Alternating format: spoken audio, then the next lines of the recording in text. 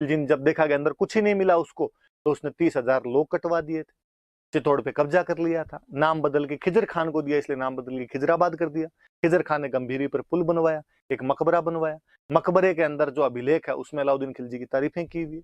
वहां पर चित्तौड़ में 1325 का दाहिबी पीर का अभिलेख और है, अलग एक फारसी का अभिलेख है, उसमें चित्तौड़ का नाम अपने को खिजराबाद मिलता है।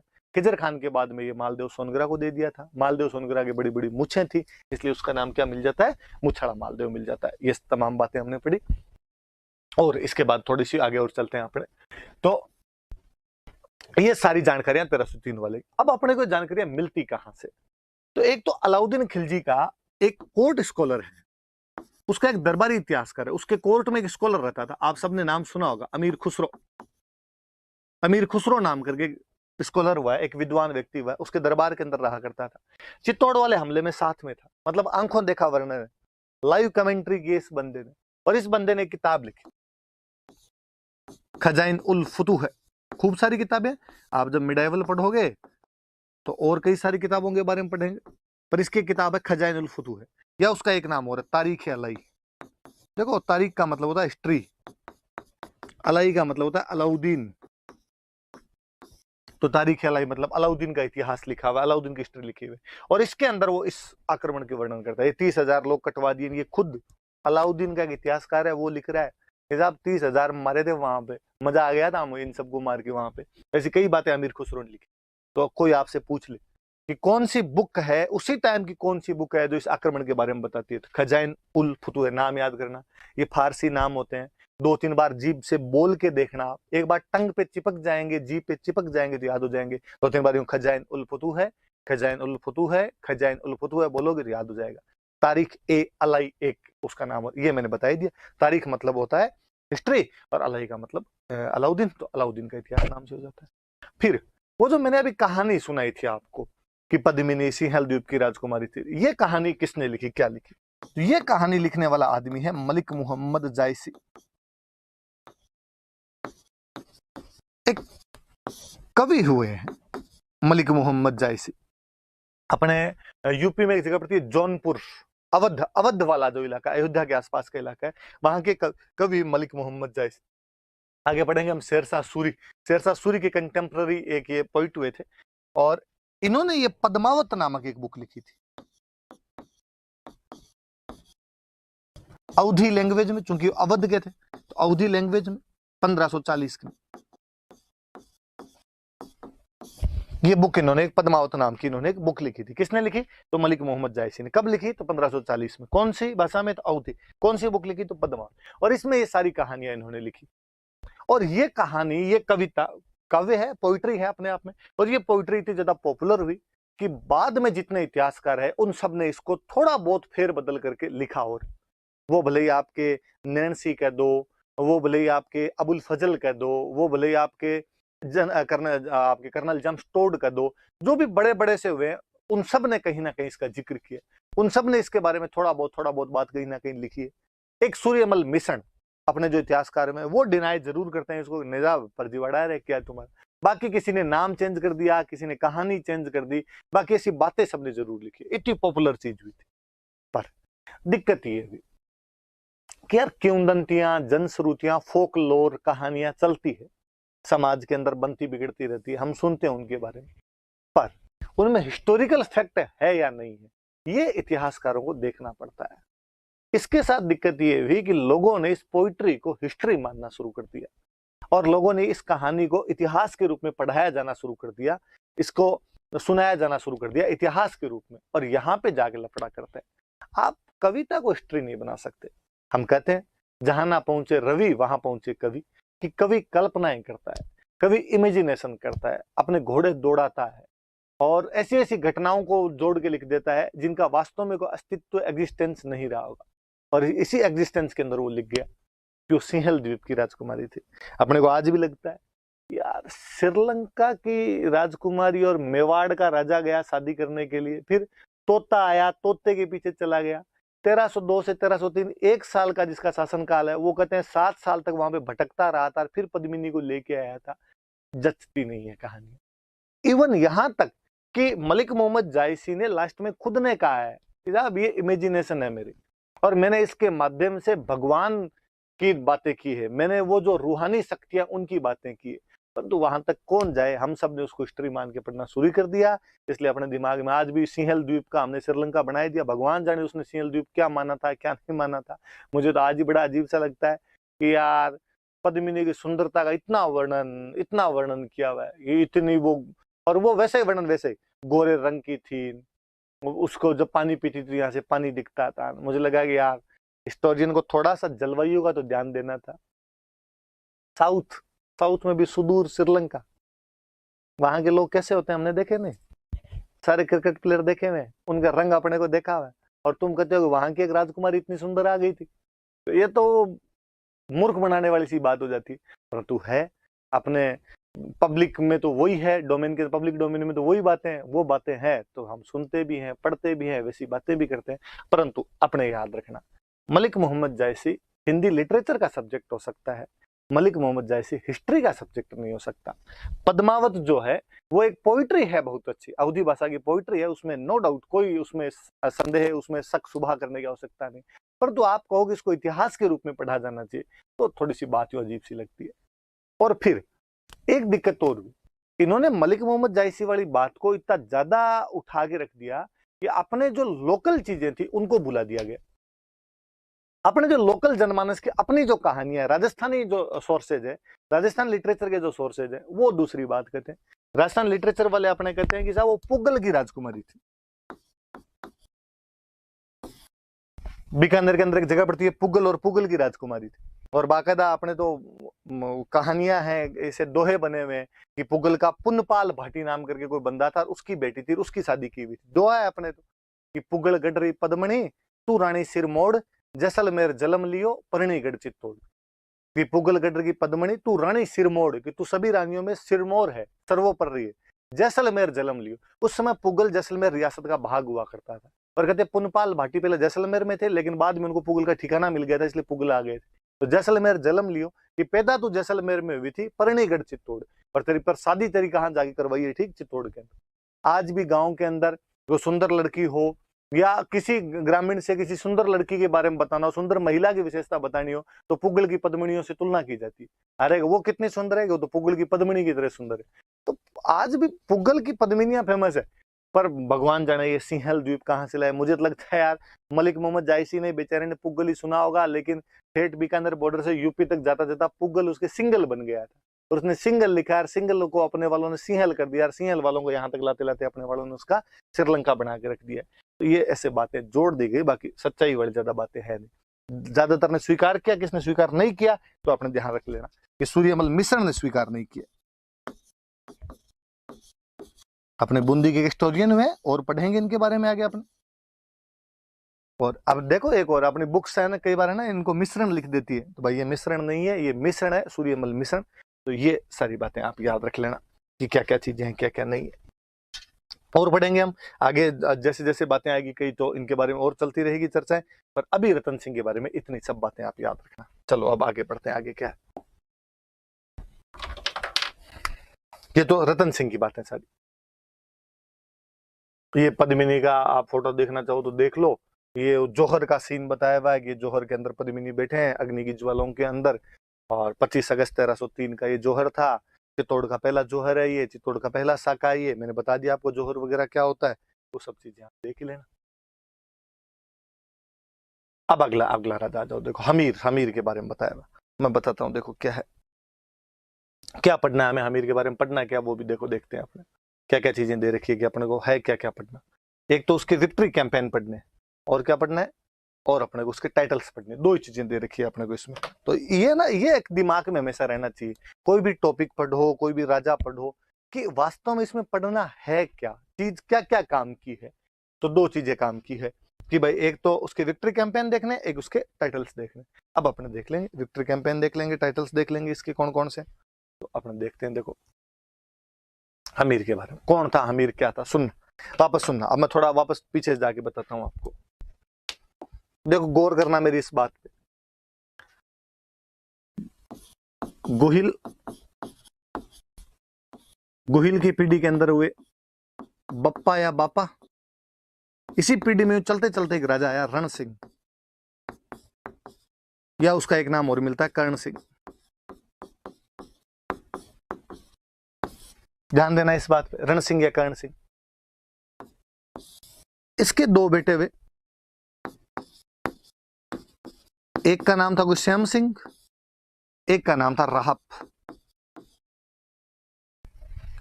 कहते हैं बड़ा भाई जो था, बड़े भाई को राजा बनाया गया, राजा राजधानी में रहे,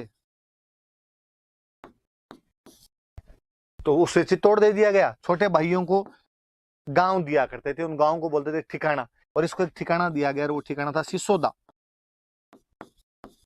राजसमंद के अंदर एक जगह पड़ती है सिसोदा। और यहां के बाद में क्लियर डिवाइडेशन दिखाई दिया कि जो बड़े भाई जो राजा बनेंगे वो अपने नाम के आगे की टाइटल लगाएंगे रावल, और ये जो छोटे भाई होंगे ये अपने नाम के आगे की टाइटल लगाएंगे, वो टाइटल होगा राणा।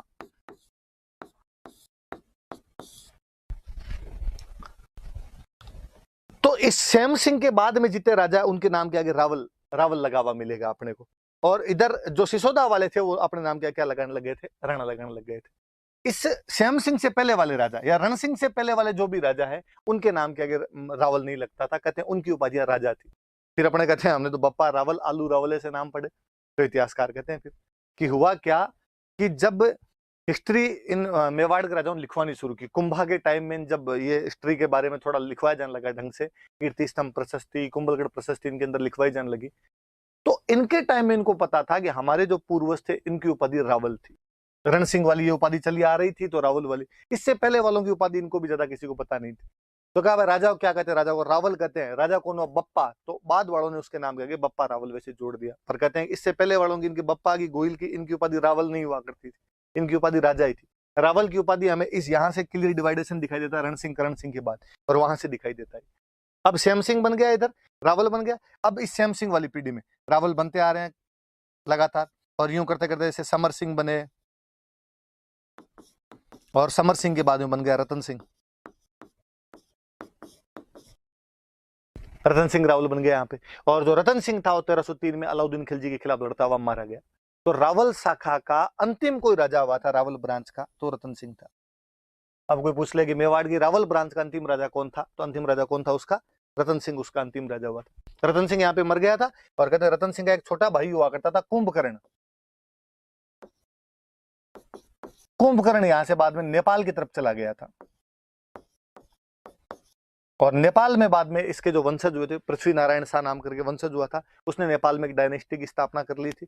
और मैंने बताया कि बड़े भाई रावल लगाते थे, छोटे वाले भाई जो राणा लगाना शुरू हो जाया करते थे, इसलिए कुंभकर्ण एक तरीके से राणा है, इसलिए नेपाल में उसने राणा डायनेस्टी की स्थापना की थी। और राजा नाम के आगे शाह भी लगाने लगे थे, तो आप शाह डायनेस्टी भी देख लेते हो। और वो जो नेपाल की डायनेस्टी थी वो 2007 तक वहां पर थी। 2007 के बाद वहां पे डेमोक्रेसी आई है, तब तक वहां पे ये राजतंत्र हुआ करता था। और मैंने आपको और बताई थी बात एक कि कल जब मैं कह रहा था कि गुहिल वंश की 24 ब्रांचेस थी, और उनमें एक ब्रांच नेपाल के अंदर थी। तो नेपाल वाले जो हैं वो गुहिल हैं, नेपाल वाले जो हैं वो अपने मेवाड़ से गए हैं, नेपाल वाले जो हैं वो रतन सिंह के छोटे भाई थे कुंभकर्ण, उनके वंशज थे अपने। ये बात भी अपने याद रखना। तो ये तो इधर वाली पीढ़ी, रावल रतन सिंह भी जाके खत्म हो गए। रतन सिंह रावल शाखा का अंतिम राजा है। अब इधर इधर राहब को दिया था, तो कोई पूछे सिसोदा गांव की स्थापना किसने की थी, तो कहीं ना कहीं ठिकाना किसको मिला था, राहब को। अब यहाँ पे राहब के बाद में बनते आ रहे थे। यहां पर एक बंदा बना लक्ष्मण सिंह, तो ये राणा हो गया, राणा लक्ष्मण सिंह हो गया। जब इधर रतन सिंह थे, राजा बने हुए थे, तब सिसोदा के अंदर जो सामंत बैठा था, वह उनका जो फ्यूडल बैठा था, ये जो छोटे भाई होते थे इनको फ्यूडल बोलते थे। फ्यूडल कहते या फ्यूडल लॉर्ड कहते, या हिंदी में कहते थे सामंत, या ज्यादा नॉन शब्द आपने सुना हो, जमींदार, जागीरदार, ठाकुर टाइप के शब्द बोला करते थे। लक्ष्मण सिंह था जब, और यह होता था कि राजा पे जब हमला होगा तो आसपास के जितने भाई होंगे वो सहायता करने के लिए जाएंगे। जब अलाउद्दीन खिलजी ने रतन सिंह पर हमला किया, तो अलाउद्दीन खिलजी ने अपने भाइयों को कहा आओ भाई सहायता करने के लिए। लक्ष्मण सिंह सहायता करने के लिए गया, कहते अपने 7 बेटों के साथ सहायता करने के लिए गया था। और 1303 वाले उस हमले में, उस केसरिया, मैंने कहा था केसरिया में जीते जाएंगे, सब लड़ते हुए मारे जाते थे। नहीं केवल लक्ष्मण सिंह बल्कि इसके 7 बेटे भी इसके अंदर शहीद हो गए थे। 7 बेटे यहां पर शहीद हो जाते हैं। सुनना अब इससे आगे की थोड़ी सी बात और सुनना। एक तो ये रावल वाला नहीं विभाजन ध्यान रखना कि रावल और राणा शाखाएं जो है वो एग्जैक्टली कहां कहां से अलग हुई थी, तो रण सिंह के बाद में अलग हुई थी। ये वाली बात याद, नोट्स के अंदर आपके लिखा हुआ और मिल जाएगा, पर थोड़ी ध्यान दे लेना। अब लक्ष्मण सिंह की बातें मैं वापस बताता हूं। देखो लक्ष्मण सिंह जो था,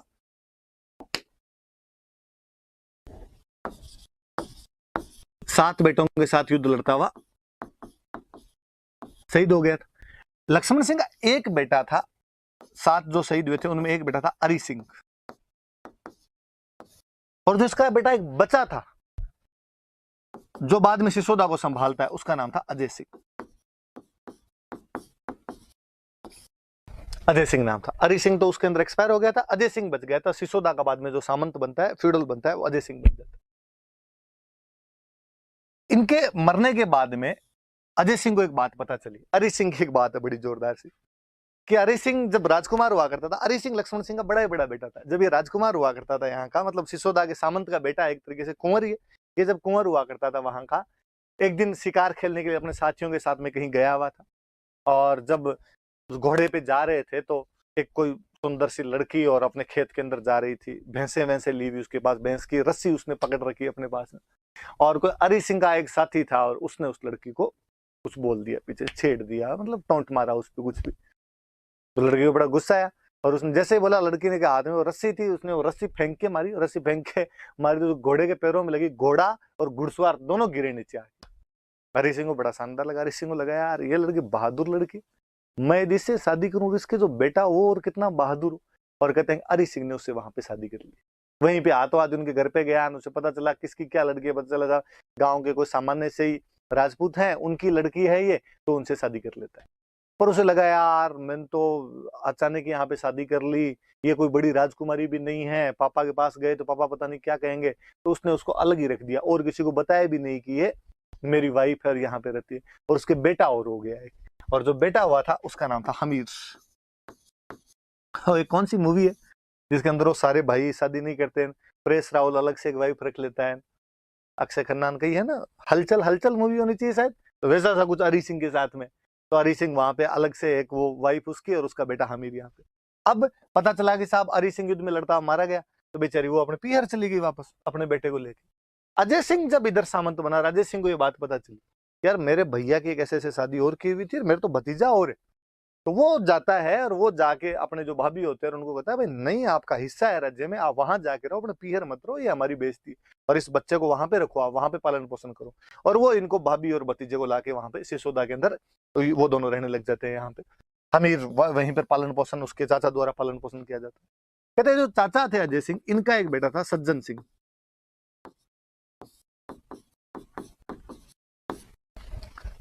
हमले हो रहे थे, एक बार को सिसोदा पर किसी का हमला हुआ, और सिसोदा पर हमला हुआ तो अजय सिंह ने सज्जन सिंह को कहा कि जा सज्जन, और जाके इन हमलावरों को भगा के यहाँ से।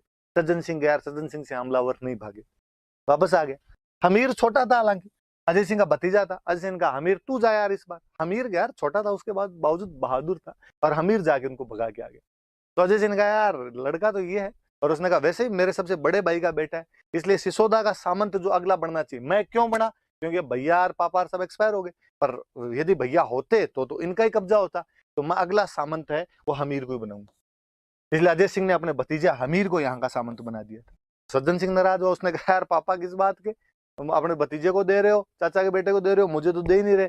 और वो यहाँ से नाराज हुआ, उसने कहा सिसोदा नहीं दे रहे तो मैं तो रहूंगा ही नहीं, कहीं जाके नौकरी कर लूंगा। और सज्जन सिंह के लिए कहते हैं कि सज्जन सिंह महाराष्ट्र चला गया था। और इसी के पीढ़ी में आगे चलते चलते चलते चलते चलते चलते एक लड़का हुआ जिसने पूरे महाराष्ट्र पर बाद में राज किया था, महाराज छत्रपति शिवाजी। तो मैं कल आपको फिर बता रहा था कि शिवाजी जो है वो भी यहीं के थे, वो भी सिसोदा के गए हुए थे यहाँ से। इसलिए शिवाजी जब राजा बन जाते हैं तो कहते हैं कि मैं महाराणा प्रताप का वंशज हूँ, मैं सिसोदिया हूँ, मैं मेवाड़ का हूँ, मैं गुहिल हूँ, वो सब बात बताते हैं। तो ये भी थोड़ा सा आपने रिलेशन याद रखना, दिमाग में रहेगी बात। इधर हमीर यहाँ का सामंत बन जाता है। हमीर जब सामंत बनता है, उधर चित्तौड़ पर कब्जा किसने कर रखा, चित्तौड़ पर पहले खिजर खान आ गया, खिजर खान के बाद में मालदेव सोनगरा आ गया। मालदेव सोनगरा आया बाद इधर हमीर पर, हमीर को लगेगी यार ये अपने को चित्तौड़ वापस छीन। उधर 1320 में खिलजी डायनेस्टी समाप्त हो जाती, खिलजी वंश ही समाप्त हो जाता। आपस में लड़ झगड़ के मलिक काफूर नाम का उनका प्रधानमंत्री था, और उसने कई बेटों को मार दिया, कईयों को अंधा कर दिया, फिर फाइनली वो भी मर गया। यूं करके 1320 में खिलजी डायनेस्टी खत्म हो गई, नई तुगलक डायनेस्टी आ गई। जैसे तुगलक डायनेस्टी आई तो जो मालदेव सोनगरा था उसको वहां से सपोर्ट मिलना दिल्ली से बंद हो गया। हमीर को लगा अब मौका है, हमीर ने अपने आसपास के लड़कों को इकट्ठा किया और उसने मालदेव सोनगरा को तंग करना शुरू किया। और कहते हैं फिर फाइनली मालदेव सोनगरा की भी मृत्यु हो जाती है, और मालदेव सोनगरा का बेटा था बनवीर सोनगरा, उसके 2-3 बेटे थे। कोई तो कहता है इसने बनवीर सोनगरा से, या उसके एक बेटे का नाम और था जैसा सोनगरा, जो जैसा ऑप्शन में है वैसा आप तो कर लेना आपने, कि ऐसा कोई, या तो उसका बनवीर नाम का, जैसा नाम के बेटे थे, वो चित्तौड़ को यहाँ पे संभाल रहे थे। हमीर एक दिन हमला करता है, उनको यहाँ से भगा देता है और भगा के चित्तौड़ पर कब्जा कर लेता है। चूंकि हमीर कहां से गया, सिसोदा से गया था, हमीर सिसोदा से गया था और उसने चित्तौड़ पे जाके कब्जा कर लिया, इसलिए हमीर के बाद में जितने राजा बने वो सिसोदिया हो गए। वंश तो गुहिल ही है, लेकिन गुहिल की वंश की कौन सी ब्रांच आ गई, तो सिसोदिया ब्रांच आ गई। सिसोदिया क्यों कहा जाता है, क्योंकि सिसोदा से गए थे। मैंने और बताया कि पहले चित्तौड़ वाले रावल लगाते थे, सिसोदा वाले राणा लगाया करते थे। हमीर सिसोदा से गया था, इसलिए हमीर ने बाद में राणा लगाया करता था, राणा हमीर का कब्जा हुआ, क्योंकि चित्तौड़ का पूरे का राजा बन गया, इसलिए उन्होंने नाम क्या किया, महाराणा लगाने शुरू कर दिए थे। तो ये राणा लगाने वाला या महाराणा लगाने वाला पहला जो कोई चित्तौड़ का राजा हुआ था, तो पहला राजा हमीर ही हुआ था। शुरुआत में राणा टाइटल मिलते हैं, धीरे धीरे महाराणा मिलने लग जाते हैं। हालांकि ऐसा भी कोई अलग अलग डिवाइडेशन नहीं है। हमीर के नाम में गौरी शंकर हीराचंद ओझा अपने सबसे बड़े इतिहासकार हैं, उन्होंने उसके नाम के आगे महाराणा लिखा है। तो आप राणा महाराणा कुछ याद रख लें, ये टाइटल हमीर के बाद में मिलने लगता है। उसके बाद में सिसोदिया कहलाने लगते हैं। ये अपने वो रीजनिंग वाली सी बात है। हम नहीं पढ़ते कि कहता है वो सभी फूल पत्ती है और सभी पत्ती फूल नहीं, ऐसे आते हैं। तो आप वो कह सकते हो कि सभी सिसोदिया गुहिल है, पर सभी गुहिल सिसोदिया नहीं, कि गुहिलों में सिसोदिया केवल कौन से हैं, जो सिसोदा के थे। अब चूंकि इसके बाद में सारे राजा यही बने, टिल इंडिपेंडेंस, आजादी तक के सारे राजा यही बने, इसलिए आजादी तक के राजाओं का टाइटल आपको राणा महाराणा ही मिलेगा, सारे के सारे अपने को सिसोदिया कहते हुए मिलेंगे। तो ये हमीर से अलग हुए थे बाद में, हमीर की पीढ़ी आगे चलने लग गई थी, और उसने बनवीर सोनगरा का दो या जैसा सोनगरा, दोनों ही नाम मिल जाते हैं, ऐसा कोई है नहीं। इतना इस पे लोड भी नहीं लेना कि एग्जैक्टली कौन सा क्या मानना है, जो ऑप्शन में उसके अनुसार कर लेना। और इनको हरा के वहां पर उसने हमीर ने वापस कब्जा कर लिया था।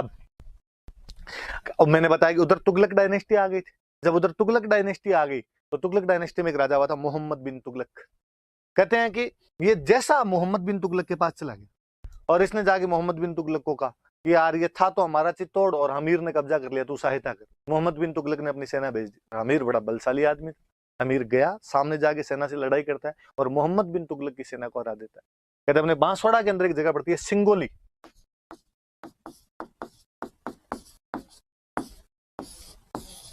तो कहते हैं सिंगोली के युद्ध के अंदर, और इसने मोहम्मद बिन तुगलक की सेना को हरा दिया था।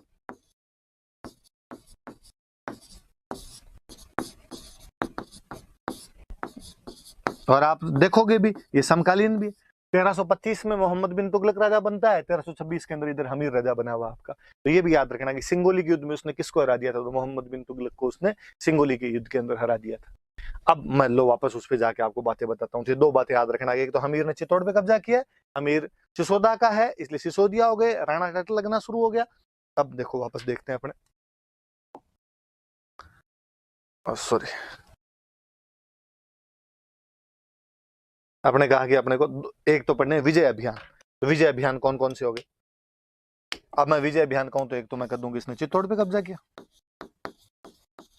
सोनगरों करा के, एक मैं कह दूं कि इसने सिंगोली के युद्ध में मोहम्मद बिन तुगलक को रहे, और चित्तौड़ पे कब्जा करने के बाद में हो गए सिसोदिया, और उसके बाद में इनका टाइटल हो गया राणा या महाराणा। ये टाइटल लगाना शुरू कर दिया। अब चूंकि राजा बना तो इसने कहा यार यहाँ पर एक मंदिर बनवाते हैं, तो इसने मंदिर बनवाया चित्तौड़ के अंदर, अन्नपूर्णा माता का मंदिर बनवाया। यह अन्नपूर्णा माता का एक नाम हो रहा है बरबड़ी माता, और इनकी बातें मेवाड़ वाले बहुत ज्यादा पूजा करते थे राजा महाराजा, इसलिए अन्नपूर्णा माता के लिए कहा जाने लगा कि ये मेवाड़ के जो राजा थे, मेवाड़ के जो गुहिल थे, उनकी इष्ट देवी है, उनकी टोटलरी डेटी है, उनकी इष्ट देवी मानी जाती है। फिर किसी ने कहा भाई तो इनकी कुल देवी कौन सी, इनकी क्लैन डेटी कौन सी है? तो कहा इनकी जो कुल देवी है वो है बाण माता। तो ये याद रखना आपने कि मेवाड़ के गुहिलों की कुल देवी कौन सी है, कि बाण माता। मेवाड़ के गुहिलों की इष्ट देवी कौन सी है, तो अन्नपूर्णा माता है। अन्नपूर्णा माता का नाम और क्या, बरबड़ी माता। फिर किसी स्टूडेंट के दिमाग में सर ये क्या है, किसी को कुल देवी बता देते हो, किसी को इष्ट देवी बता देते हो, क्या अंतर होता है? कोई टोटलरी डेटी है, कोई क्लैन डेटी है। सिंपल सा, किसी भी कुल डायनेस्टी वंश जो होता है उसकी एक देवी होती है, परमानेंट देवी होती है, वो तो होती है उसकी कुल देवी। उस कुल के लोग जहां जहां जाके रहने लग जाते हैं, वहां वहां किसी एक लोकल देवी की और पूजा करने लग जाते हैं, वो होती है उनकी टोटलरी डेटी। तो वो तो हो गई अन्नपूर्णा माता। अब भले गोहिल वो नेपाल रहे, भले वो महाराष्ट्र रहे, भले वो मेवाड़ रहे, उनकी कुल देवी तो सबकी कौन सी है? बाण माता। पर नेपाल वालों ने एक अलग पूजा की, महाराष्ट्र वालों ने एक अलग पूजा की, मेवाड़ वालों ने एक अलग पूजा की, वो उनकी होगी इष्ट। वो कौन सी है उनकी? अन्नपूर्णा माता या बरबड़ी माता। और इनका मंदिर किसने बनवाया था? तो हमीर ने इनका मंदिर बनवाया था। और क्या चीजें हम पढ़ते हैं, देखो अपने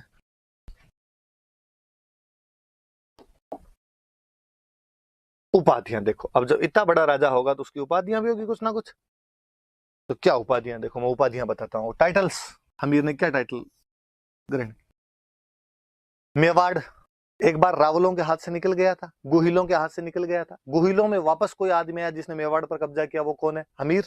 सिसोद आ गया इसलिए सिसोदिया है, राणा टाइटल लगाना शुरू किया इन्होंने। अंतिम रावल रतन सिंह है, पहला राणा हमीर है। इसलिए मेवाड़ को रिवाइव किया इस आदमी ने। इसलिए आप कह सकते हो कि मेवाड़ का रिवाइवर है। हिंदी में कहें तो मेवाड़ का उद्धारक है, या इंग्लिश में आपको हो तो ये मेवाड़ का सेवियर है। मेवाड़ का उद्धारक है, या मेवाड़ का प्रोटेक्टर है, या उसका रिवाइवर है उसका। फिर इसके बाद में मैंने कहा इसकी पीढ़ी के राजाओं ने राज किया, इसलिए इसकी पीढ़ी के राजाओं ने इसकी खूब तारीफें की। और महाराणा कुंभा जब आगे बनेंगे, महाराणा कुंभा एक प्रशस्ति लिखवाएंगे, कुंभलगढ़, कुंभलगढ़ का किला है, उसकी जो यूलोजी लिखी हुई है, उसकी जो प्रशस्ति, कल मैंने बता दिया था प्रशस्ति क्या होती है, जिसमें राजाओं की तारीफें हो। और इसके अंदर वो लिखवाते हैं अपने इस हमीर के लिखवाते हैं कि साहब हमीर विषम घाटी पंचानन है। 3 शब्द देखो, विषम घाटी पंचानन। मैं तीनों को तोड़ता हूं। पंचानन का मतलब होता है शेर, लोइन। घाटी का मतलब होता है युद्ध, आक्रमण, अटैक। विषम का मतलब होता है कठिन, टफ। कठिन युद्ध में शेर के समान, वह राजा जो कठिन युद्धों में शेर के समान रहता है, उसे हम क्या कहेंगे? विषम घाटी पंचानन। और वो कौन है? हमीर। ऐसा कौन सी प्रशस्ति कहती है? कुंभलगढ़। ऐसे ही कुंभा ने एक बुक लिखी थी, रसिक प्रिया। और उस रसिक प्रिया बुक के अंदर उसने लिखा कि जो मेरे दादाजी वे हमीर, वो एक ब्रेव किंग हुए थे, वीर राजा हुए थे। तो उन्होंने इसकी उपाधि क्या दे दी? एक और वीर राजा। फिर कर्नल टोड, अपने राजस्थान का इतिहासकार, और कर्नल टोड ने कहा ये प्रबल हिंदू है, कोई पावरफुल हिंदू किंग हुआ है तो वो कौन हुआ है? तो उसने कहा हमीर हुआ। ऐसा किसने कहा? तो ऐसा कर्नल टोड ने कह दी। तो ये हमीर की उपाधियां याद रखना कि हमीर को मेवाड़ का उद्धारक कहा जाता है, कुंभलगढ़ प्रशस्ति विषम घाटी पंचानन कहती है, रसिक प्रिया एक बुक है कुंभा की, उसमें इसको वीर राजा कहा गया है, और कर्नल टोड जो हिस्टोरियन है उसने इन्हें प्रबल हिंदू कहा है। ये हमने हमीर के बारे में बातें पढ़ी, उनके हमने विक्ट्री कैंपेन भी देखे, उसके हमने टाइटल्स भी देखे। आज की क्लास यहीं खत्म करते हैं। ये 2 राजा आप पढ़ना, पीछे वाले मैंने और पढ़ाए थे, कल की क्लास में अपने और पढ़ेंगे। Thank you.